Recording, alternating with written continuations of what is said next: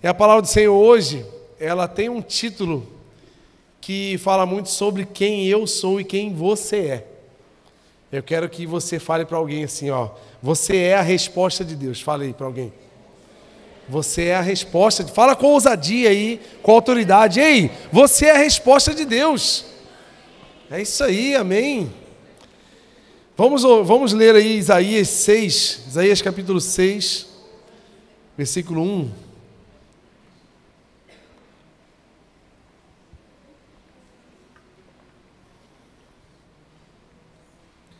Isaías capítulo 6, versículo 1 diz assim, muito conhecido esse texto, essa passagem. No ano em que o rei Uzias morreu, eu vi o Senhor assentado num trono alto e exaltado, e a aba de sua veste enchia o templo. O contexto em que Isaías viveu esse momento, ele tinha, se você ler todo o capítulo 5, é um capítulo um tanto quanto pesado, que ele vai profetizar algo sobre o povo, onde ele começa com um cântico. E ele fala, vou cantar para um amigo sobre o que Deus tem, e aí ele vai falando que Deus fez o povo de Israel para um propósito, para que ele frutificasse, para que ele alimentasse os povos, e o povo simplesmente se desviou desse propósito, estava deturpando todo o plano que Deus tinha traçado para o povo do Senhor, e ele estava apresentando algumas tratativas do Senhor contra o comportamento do povo, porque Deus, ele não deixa de nos amar, mas ele abomina o nosso pecado. Ele é contra o pecado que há em nós, mas ele nos ama, e ele entregou o seu próprio filho para que o pecado que nos condenava não nos condenasse mais.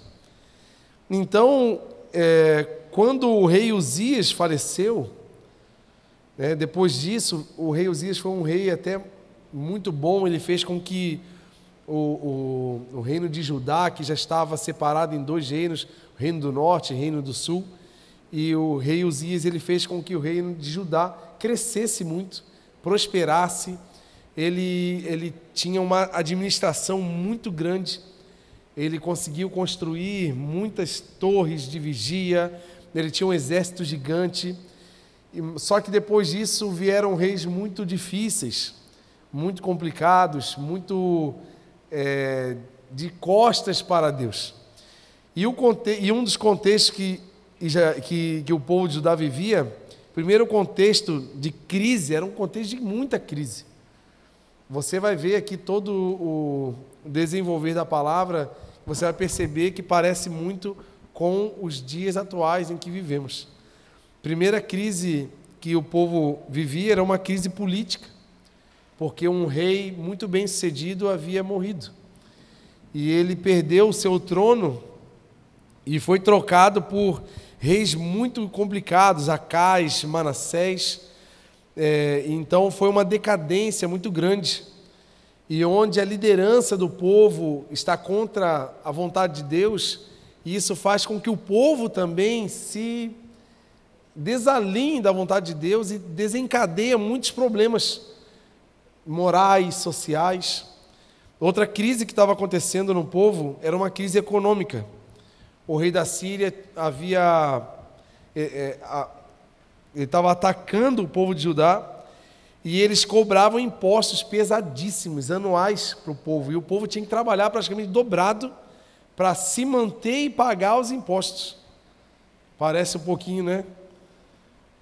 Crise moral.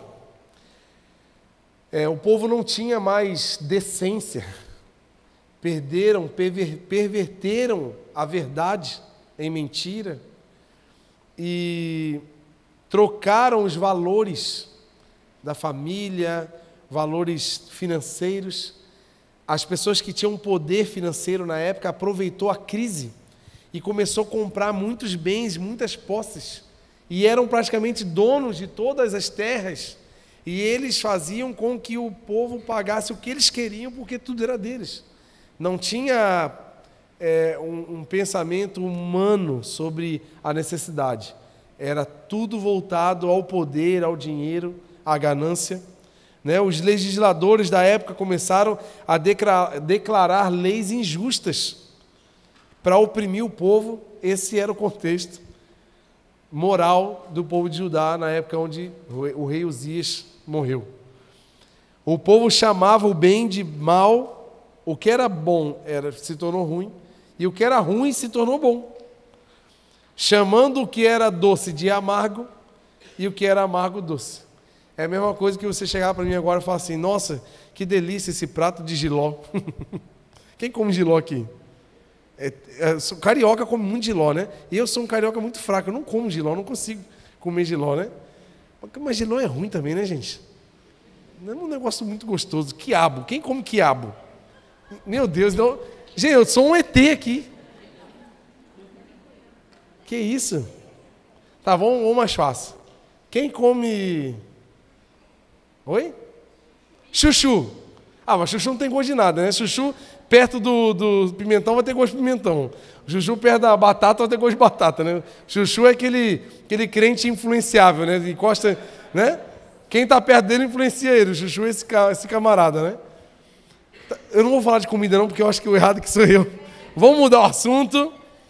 Deu. Fechou. Vamos voltar para a palavra, que é o negócio mais certo.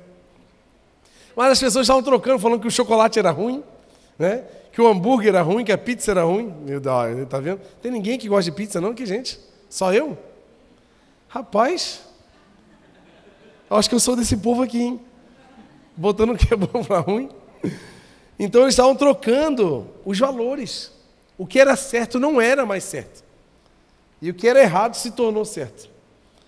E agora, nesse contexto de tantas crises, Isaías tem um passo incrível que eu e você precisamos aprender. O passo que Isaías tomou não foi se revoltar na internet, fazer textão, fazer story, levantar bandeiras, fazer partidarismos, não foi fazer greve de fome na rua, não. A Bíblia diz que Isaías foi para o templo. Sabe por quê? Você quer lutar contra uma crise? Busca ao Senhor. Ele tem a resposta. Ele tem todas as respostas para todos os problemas. E quem sabe nós estamos guerreando com as armas erradas. Algumas guerras que nós temos na nossa vida. E por isso que eu e você estamos parafusando um parafuso com um martelo.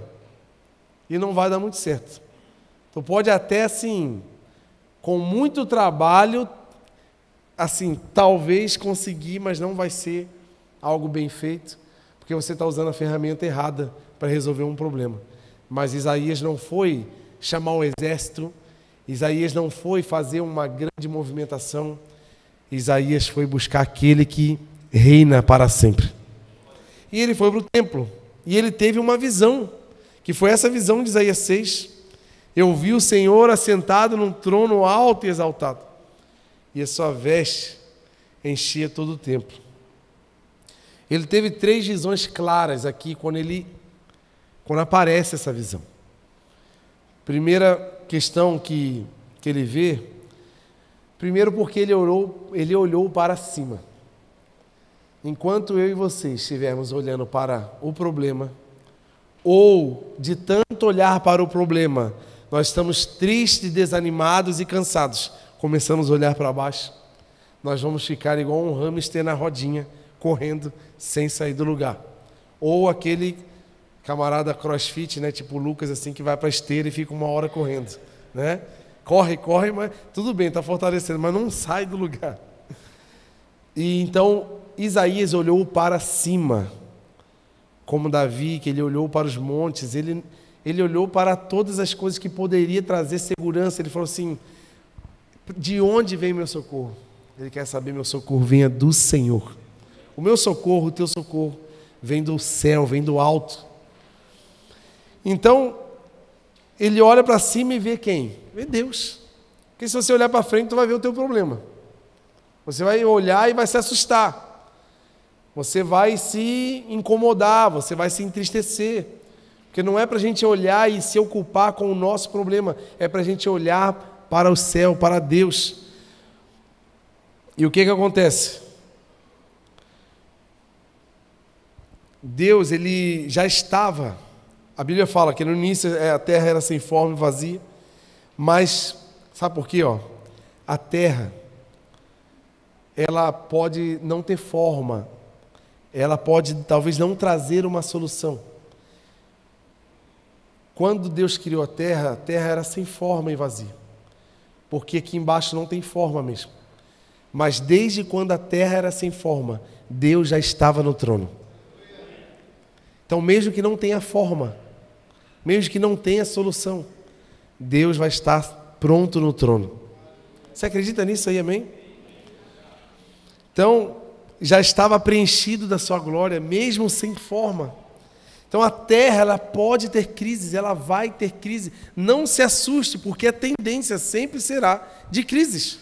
Porque onde o homem governa, terá a tendência pecaminosa, a tendência frágil, manipuladora, egoísta do homem. Todo lugar onde o homem governa vai ter um risco muito alto daquilo ser corrompido. Porque a terra, ela sempre vai ter crise. Mas nos céus sempre teremos soluções. Então ele olhou para cima, olhou para o céu e viu Deus. O trono de Deus é inabalável diante dos tronos da terra que são abaláveis. Não coloque a sua confiança em homens, não coloque a sua confiança em bens, mas confie no Senhor, tu e sua casa, e vocês serão salvos. Confie no Senhor, entrega teu caminho ao Senhor, e o mais Ele fará. A Bíblia fala sobre muito sobre confiar em Deus. Segunda coisa, ele vê seres celestiais. Abre lá Isaías 6:2.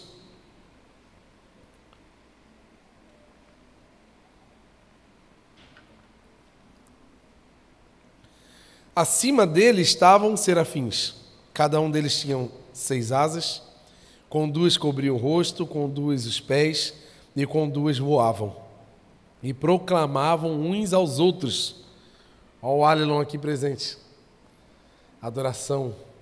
Santo, santo, santo é o Senhor dos exércitos, e a terra inteira está cheia da sua glória.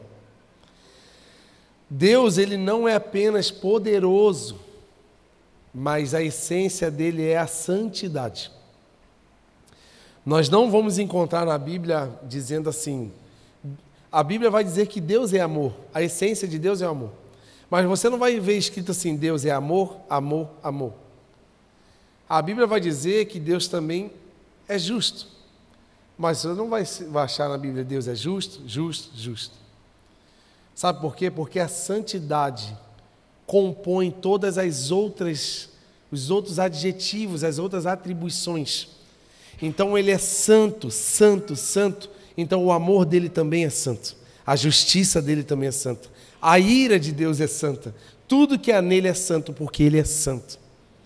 Então os seres exclamavam e reconheciam a santidade do Senhor. Ele via essa cena. Os atributos de Deus são marcados pela santidade de Deus. Por isso essa importância de entender a santidade do Senhor.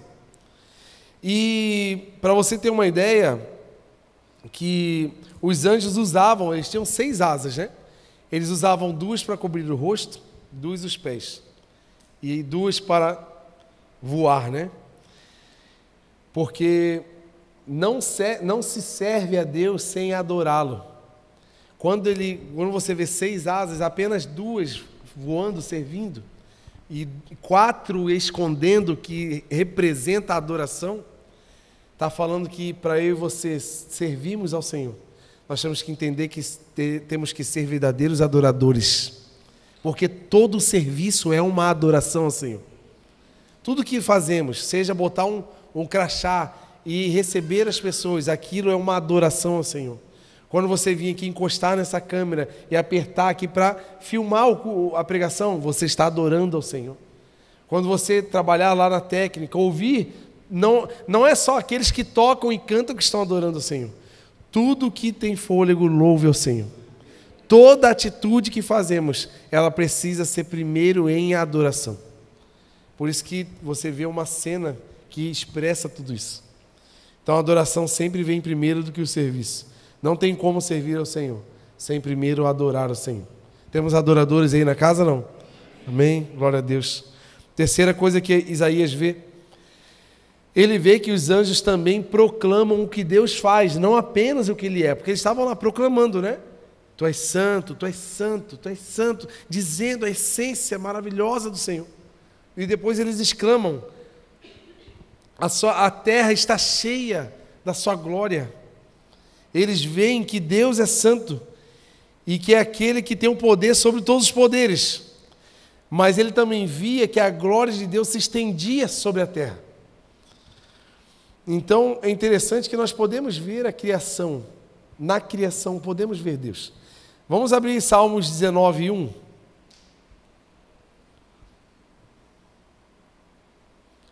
Os céus declaram a glória de Deus.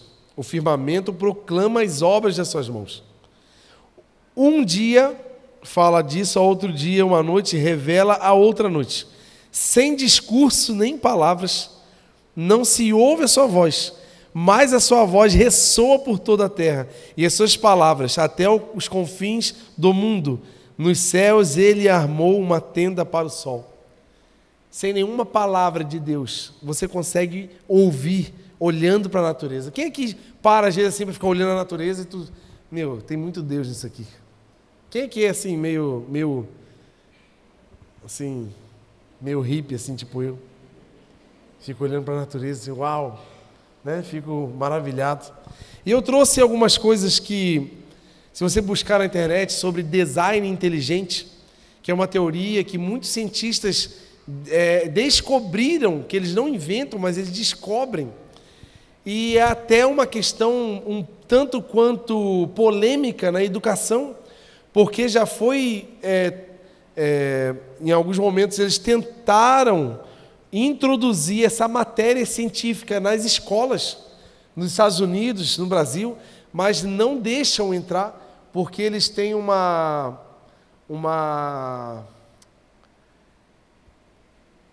certa desconfiança de que essa teoria ela é muito cristã. Ela fala de Deus, do criacionismo. Então, ele tem uma polêmica muito grande. Eles não deixam entrar nas escolas, porque o design inteligente ele explica que existe um criador por trás da criação. Alguém que deixou uma identidade assinada em toda a criação. Eu anotei aqui algumas coisas que na natureza carregam a identidade de Deus. Vocês concordam comigo que Deus é uma trindade, né? O Pai, Deus Filho, Deus Espírito Santo. Ele sempre fala, façamos o homem à imagem e semelhança. Ele fala porque ele é esse poder triuno. Então a natureza carrega essa identidade, só para tu ter uma ideia. A trindade está estampada na criação. Se você olhar para o tempo nós temos 3 tipos de tempo. Presente, passado e futuro. Não tem outro, né? Só tem 3. Parece com alguém. A água tem 3 estados. Sólido, líquido, gasoso. 3 também. O espaço tem 3 dimensões. Altura, largura, profundidade. 3. Os átomos, eles têm 3 componentes. Prótons, elétrons e nêutrons. Você vê na natureza coisas que são assim, a expressão do Criador. Se você vê, nós somos formados de corpo, alma e espírito. A música é formada de melodia, harmonia e ritmo. São coisas que, gente, não é coincidência. Você vê 3 em tudo. Existem leis da natureza, né? Eu trouxe aqui uma, né? Que é a gravidade. A gravidade, ela expressa também um pouco do Criador, porque ela está presente, mas ninguém consegue palpar, né? Mas todo mundo sabe que ela está aqui. Porque senão a gente estava tudo flutuando, né? A gravidade nos mantém pesadinhos, assim. Alguns sofrem um pouco mais da gravidade, outros sofrem menos um pouquinho, mas nós temos a gravidade nos segurando. Ela é um poder, é uma lei da natureza que está sobre nós. E ninguém consegue manipular a gravidade. Ninguém consegue mudar isso. É uma lei. Ela é soberana. Parece com aquele que criou. Ninguém consegue mexer. Ela está em toda a terra. É a onipresença do Senhor. Como Ele também é onipresente, a lei da gravidade ela é onipresente também. Vocês concordam que parece que tem alguém que fez isso e deixou assinado, gente? Temos mais pistas. Quer que eu te convença mais sobre isso? Não. Então, ela exerce, né, o seu poder sobre todas as forças. Nada está acima da gravidade. Tudo que é no mundo e no universo declara a presença do Senhor. E você também declara a presença do Senhor. A sua concepção, o seu nascimento declara o poder do Senhor. Você está aqui hoje, declara que o Espírito Santo te conduziu até aqui. Você não veio aqui na sorte. Tu não veio aqui por acaso. Tu veio aqui porque Deus marcou uma data, um encontro contigo hoje, para te lembrar quem Ele é na sua vida. Para lembrar que Ele tem cuidado de você. Você acredita nisso tudo ou não? E o que acontece? Depois que Isaías tem toda essa visão, ele vê Deus sentado no trono, vê o que os seres falam sobre ele, sobre o que ele faz e quem ele é. Ele grita e fica desesperado. Aí ele fala, né, Isaías 6:5.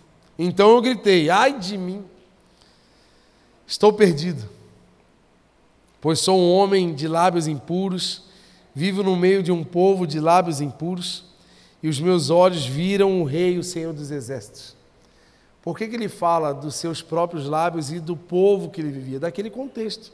Ele vem daquele contexto onde os homens estavam pervertendo a verdade, deturpando o propósito do Senhor, fazendo leis totalmente injustas, oprimindo o povo. Ele vinha daquele povo, ele era aquele povo.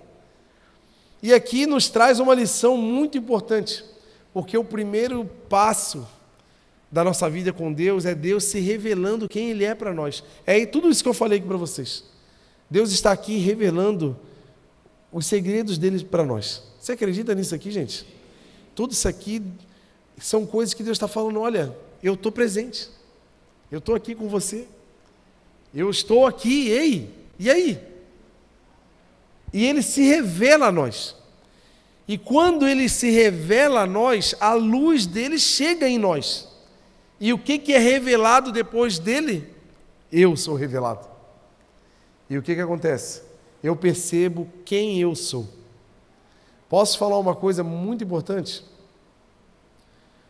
Pessoas que realmente recebem a revelação de quem é Deus.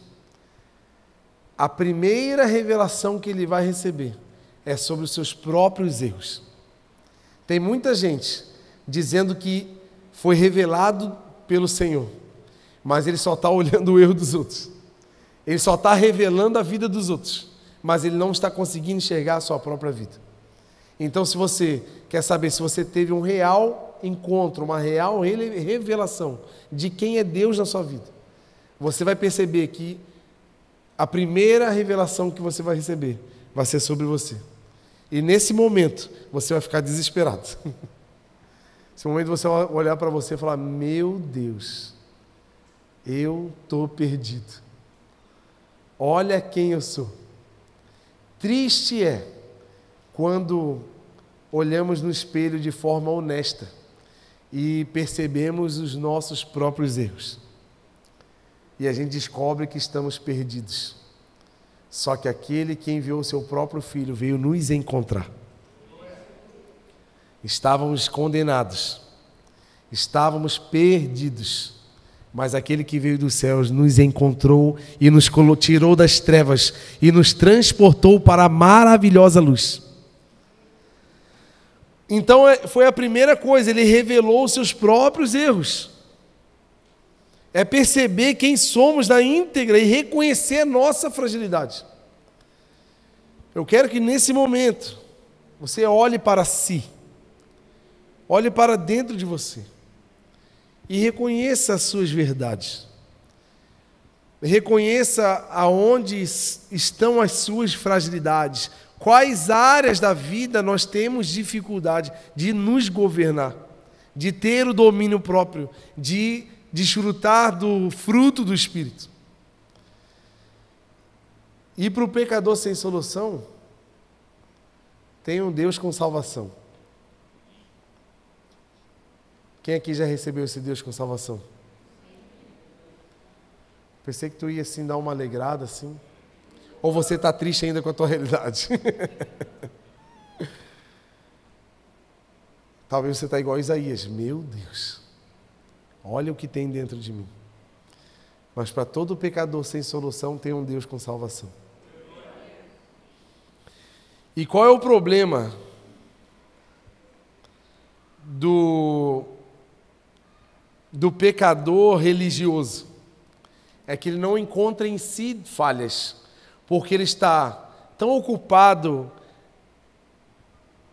cumprindo a lei através de obras, que ele se qualifica e se valida diante de Deus, porque ele considera-se limpo ou santo pelo que ele está fazendo ou agindo.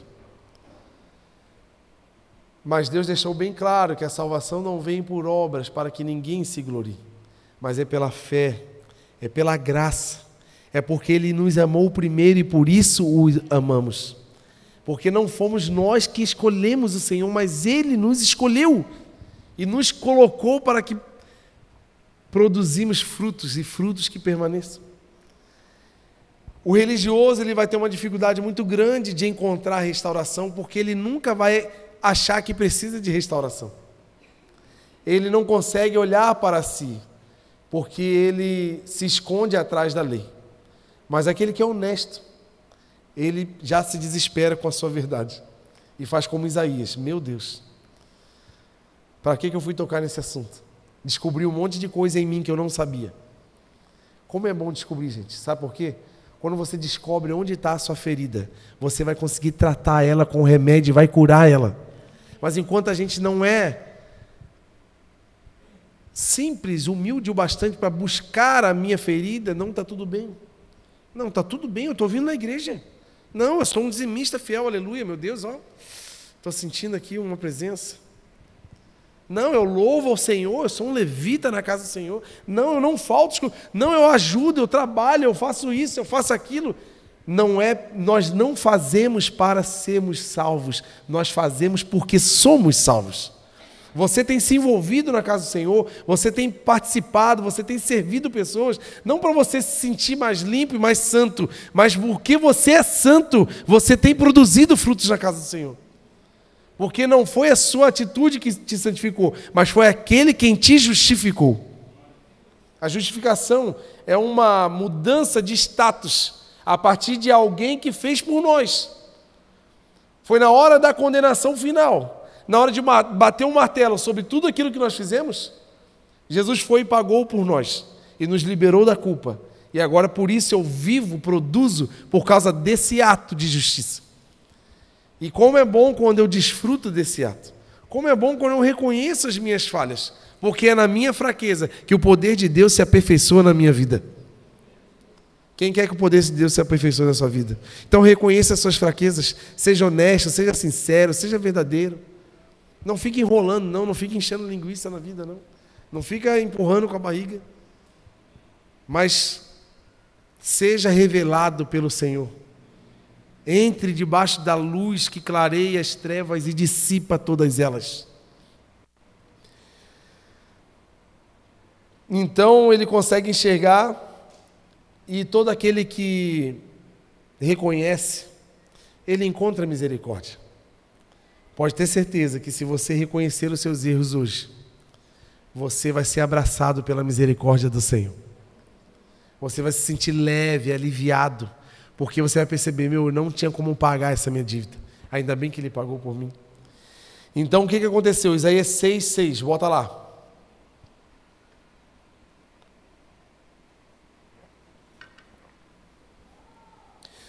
Logo depois dessa frase, que ele falou assim, meu Deus, eu estou perdido. Isaías fala, Isaías conta aqui no livro.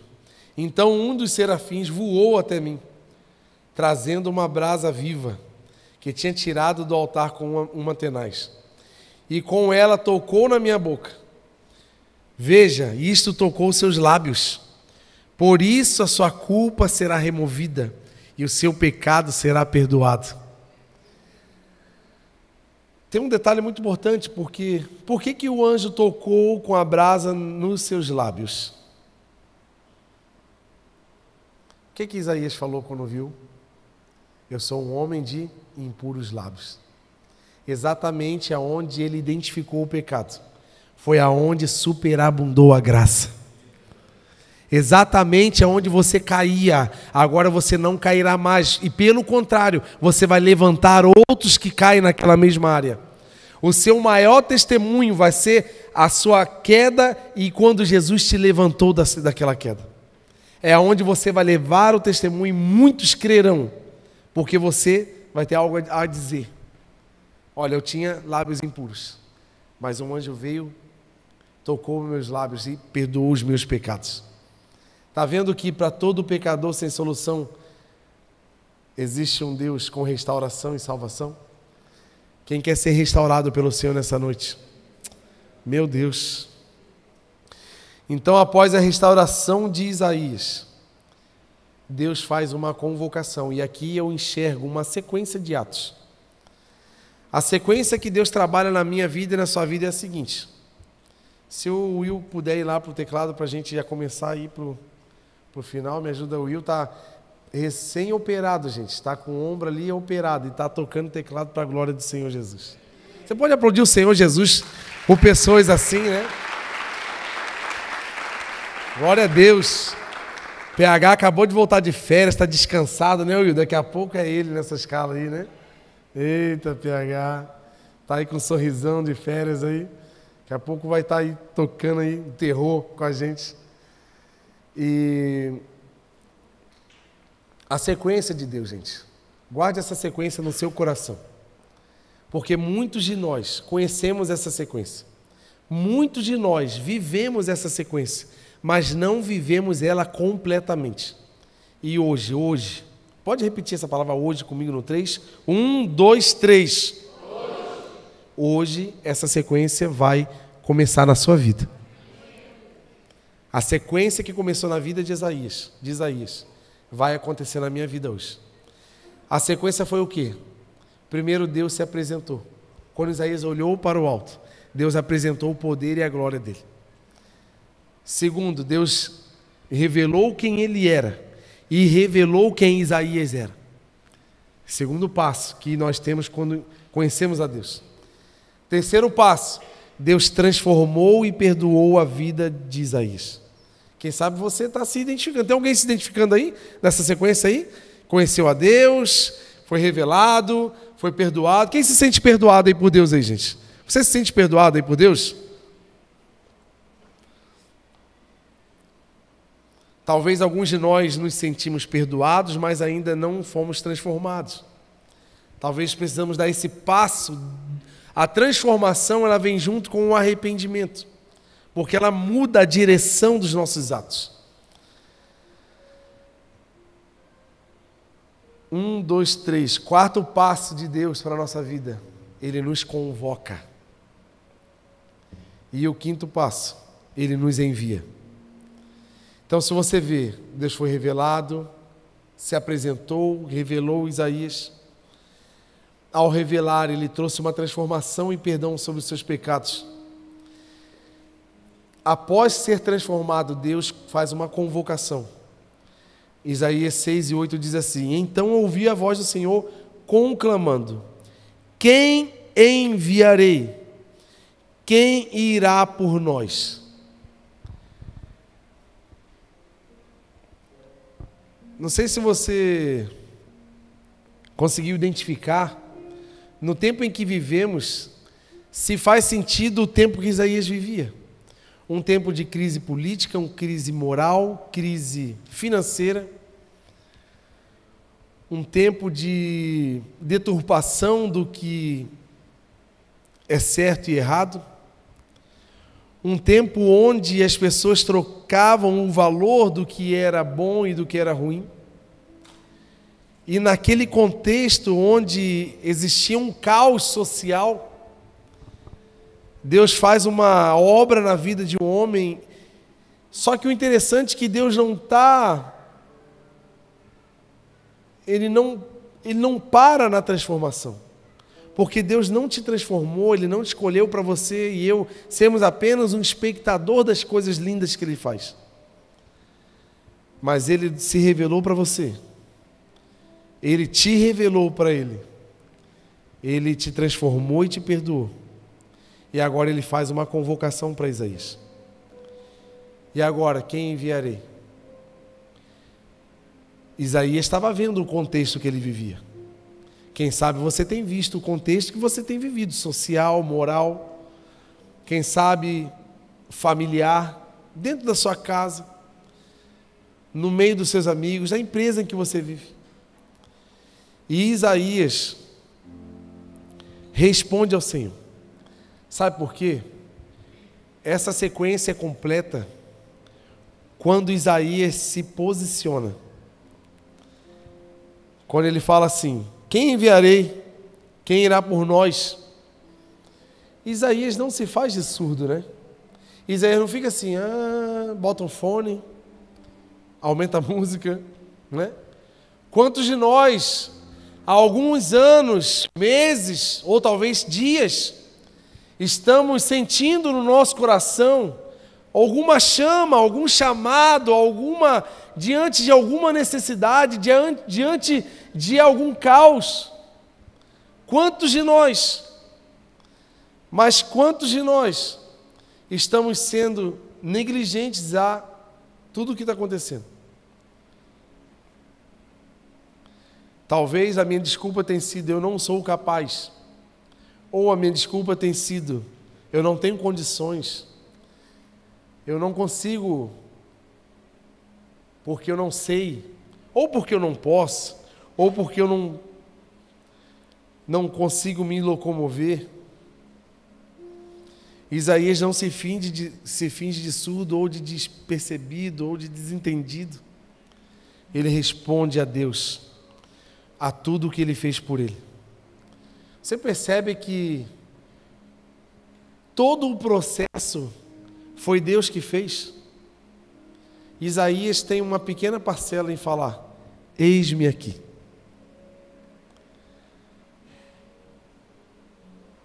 Deus fez eu e você para ser a resposta para esse tempo.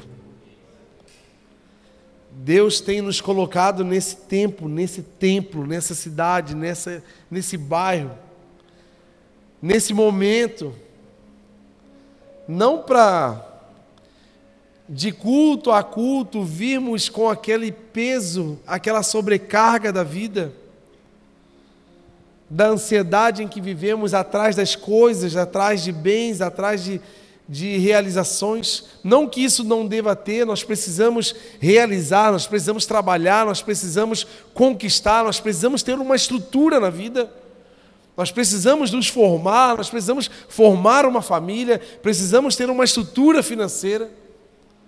Não estou falando sobre abandonar tudo e viver de oxigênio e de luz solar. Eu estou falando de se posicionar diante do chamado do Senhor.